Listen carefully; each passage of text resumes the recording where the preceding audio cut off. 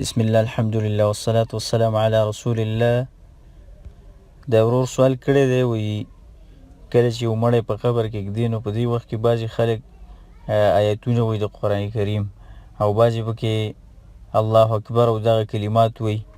نو د دې څه ذکر شته دی او په دې وخت کې چې کله سړی مړی دفن کوي نو په دې وخت کې کوم اذکار ویل پکار دي؟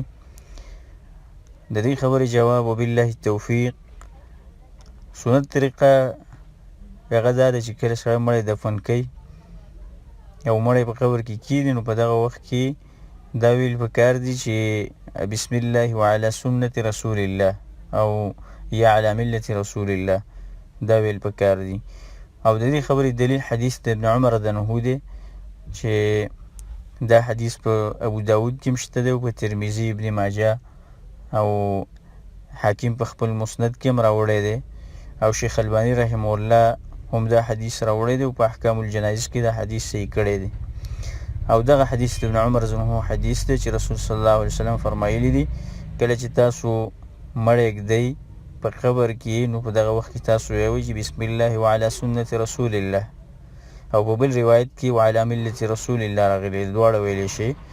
او د قبر د ایښودو دفن کېدو نه وروسته د هغې لپاره سنت طریقه هغه دا ده چې سړی د هغې لپاره دعاګانې وغواړي د الله سبحانه وتعالی نه چې هغه الله مضبوط کړي، ځکه چې هغه نه تپوس کېږي په دې وخت کې.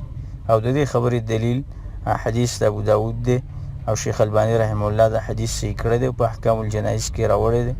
هغه حدیث د عثمان بن عفان رضی الله عنه دی چې هغه فرمایي رسول صلی الله علیه وسلم فرمایلی اذا فرغ من دفن المیت، کله چې رسول صلی الله علیه وسلم د مړي دفن کولو نه فارغه شو نو په هغې قبر باندې به ودرېد او دا خبره به یې وکړه استغفروا لاخیکم، د دې ورور دپاره تاسو د الله نه بخښنه وغواړئ چې دا الله معاف کړي او د هغه لپاره د مضبوطوالي او د ثابت قدمۍ دعاګانې وغواړئ. فانه الان یسأل، ځکه چې دنه په دې وخت کې تپوس کېږي او سوال جواب د ده نه کېږي، نو د لپاره دعاګانې وغواړئ. نو دغه ثابت دی او دغه سنت طریقه ده.